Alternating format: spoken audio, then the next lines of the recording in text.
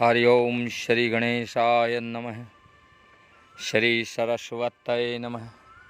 श्री गुरुचरणकमलेभ्यो नमः। नमामि गंगे तव पादपङ्कजं सुरासुरैर्वन्दितदिव्यरूपं भोक्तिं च मुक्तिं च ददासि नित्यं भावानुसारेण सदा नराणाम। हे मातु गंगे, देवताओं और राक्षसों से वंदित आपके दिव्य चरण कमलों में नमस्कार करता हूँ, जो मनुष्यों को नित्य ही उनके भाव अनुसार भुक्ति और मुक्ति प्रदान करते हैं। आप सभी भक्तों को गंगा दशहरा की हार्दिक शुभकामनाएं। गंगा जी देव नदी हैं, वे मनुष्य मात्र के कल्याण के लिए धरती पर आई। धरती पर उनका अवतरण ज्येष्ठ शुक्ल पक्ष की दशमी को हुआ, अतः यह तिथि उनके नाम पर ही गंगा दशहरा के नाम से प्रसिद्ध हुई।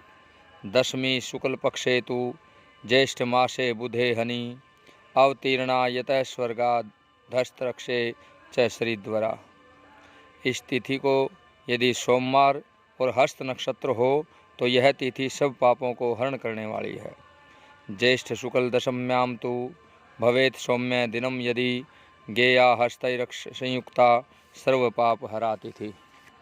ज्येष्ठ शुक्ल दशमी संवत्सर का मुख कहा गया है। इस दिन स्नान और दान का बहुत महत्व है।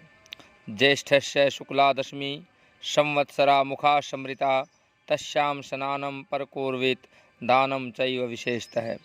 इस तिथि को गंगा स्नान एवं श्री गंगा जी के पूजन से 10 प्रकार के पाप यानी कि 3 कायिक, 4 वाचिक और 3 मानसिक इनका नाश होता है, इसलिए इसे दशहरा कहा गया है।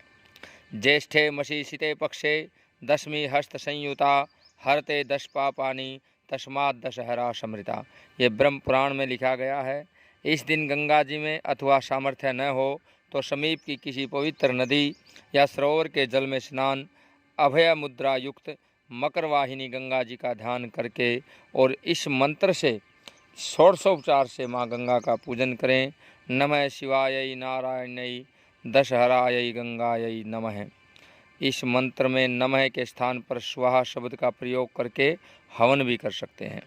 और उसके बाद ओम नमो भगवती ऐं ह्रीं श्रीं हिली हिली मिली मिली गंगे माँ पावय पावय स्वाहा। इस मंत्र से 5 पुष्पांजलि अर्पित करके गंगा के उत्पत्ति स्थान हिमालय एवं उन्हें पृथ्वी पर लाने वाले राजा भागीरथ का नाम मंत्र से पूजन करना चाहिए। पूजा में 10 प्रकार के पुष्प, 10 धूप, 10 दीपक, 10 प्रकार के नैवेद्य, 10 तांबुल एवं 10 फल होने चाहिए। दक्षिणा भी 10 ब्राह्मणों को देनी चाहिए, किंतु उन्हें दान में दिए जाने वाले यव यानी कि जौ और तिल 16-16 मुट्ठी होने चाहिए। भगवती गंगा सर्व पापहारिणी हैं। इस प्रकार से 10 प्रकार के पापों की निवृत्ति के लिए सभी वस्तुएं 10 की संख्या में ही देनी चाहिए। स्नान करते समय गोते भी कम से कम 10 बार लगाएं। इस दिन सत्तू का भी दान किया जाता है। इस दिन गंगा अवतरण की कथा सुनने का विधान भी है, जो इस प्रकार से है। भगवान श्री राम का जन्म अयोध्या के सूर्यवंश में हुआ। उनके एक पूर्वज थे महाराज सगर। महाराज सगर चक्रवर्ती सम्राट थे। उनकी केशिनी और सुमति नाम की 2 रानियां थीं। केशिनी के पुत्र का नाम असमंजस था और सुमति के 60,000 पुत्र थे। असमंजस के पुत्र का नाम अंशुमान था। राजा सगर के असमंजस सहित सभी पुत्र अत्यंत उद्दंड और दुष्ट प्रकृति के थे, परंतु पौत्र अंशुमान धार्मिक और देवगुरु पूजक था। पुत्रों से दुखी होकर के महाराज सगर ने असमंजस को देश से निकाल दिया और अंशुमान को अपना उत्तराधिकारी बना दिया। सगर के अन्य 60,000 पुत्रों से देवता भी दुखी रहते थे। एक बार महाराज सगर ने अश्वमेध यज्ञ किया और उसके लिए घोड़ा छोड़ा गया। इंद्र ने अश्वमेध यज्ञ के उस घोड़े को चुरा करके पाताल में ले जाकर कपिल मुनि के आश्रम में बांध दिया, परंतु ध्यानावस्थित मुनि इस बात को जान न सके। सगर के 60,000 अहंकारी पुत्रों ने पृथ्वी का कोना कोना छान मारा, परंतु वे घोड़े को न पा सके। अंत में उन लोगों ने पृथ्वी से पाताल तक मार्ग खोद डाला और कपिल मुनि के आश्रम में जा पहुँचे।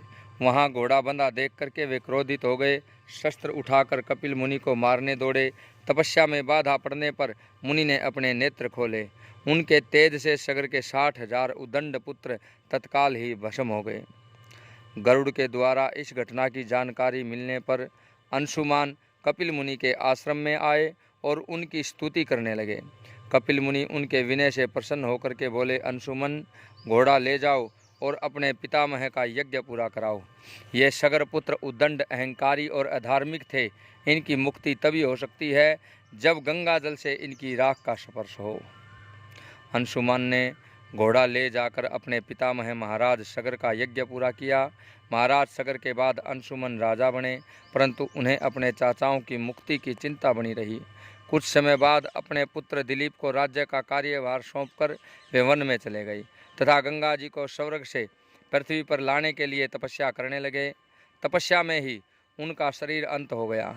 महाराज दिलीप ने भी अपने पुत्र भागीरथ को राज्यभार देकर के स्वयं पिता के मार्ग का अनुसरण किया। उनकी भी तपस्या में शरीर अंत हुआ, परंतु वे भी गंगा जी को पृथ्वी पर न ला सके। महाराज दिलीप के बाद भागीरथ ने ब्रह्मा जी की घोर तपस्या की। अंत में 3 पीढ़ियों की इस तपस्या से प्रसन्न होकर के पितामह ब्रह्मा ने भागीरथ को दर्शन देकर के वर मांगने के लिए कहा। भागीरथ ने कहा, हे पितामह, मेरे 60,000 पूर्वज कपिल मुनि के शाप से भस्म हो गए हैं। उनकी मुक्ति के लिए आप गंगा जी को पृथ्वी पर भेजने की कृपा करें। ब्रह्मा जी ने कहा, मैं गंगा जी को पृथ्वी लोक पर भेज तो दूंगा, परंतु उनके वेग को कौन रोकेगा। इसके लिए तुम्हें देवाधिदेव भगवान शंकर की आराधना करनी चाहिए। भागीरथ ने एक पैर पर खड़े होकर के भगवान शिव की आराधना की। शिव को प्रसन्न किया और शिव ने गंगा जी को अपनी जटाओं में रोक लिया। उसमें से एक जटा को पृथ्वी की ओर छोड़ दिया। इस प्रकार गंगा जी पृथ्वी की ओर चली। तब आगे आगे राजा भगीरथ का रथ और पीछे पीछे गंगा जी थी। मार्ग में जुहन्नु ऋषि का आश्रम पड़ा। गंगा जी उनके कमंडलू, दंड आदि बहाते हुए जाने लगी। ये देख करके ऋषि ने उन्हें पी लिया। कुछ दूर जाने पर भगीरथ ने पीछे मुड़ करके देखा, गंगा जी नहीं आ रही हैं। वे ऋषि के आश्रम पर जा करके उनकी वंदना करने लगे। प्रसन्न होकर के ऋषि ने अपनी पुत्री बना करके गंगा जी को दाहिने कान से निकाल दिया। इसलिए देवी गंगा जाह्नवी नाम से भी जानी जाती है। भगीरथ की तपस्या से अवतरित होने के कारण उन्हें भागीरथी भी कहते हैं। इसके बाद भगवती गंगा जी मार्ग को हरा भरा शस्य श्यामल करते हुए कपिल मुनि के आश्रम में पहुंची, जहां महाराज भगीरथ के 60,000 पूर्वज भस्म की ढेरी बने हुए थे।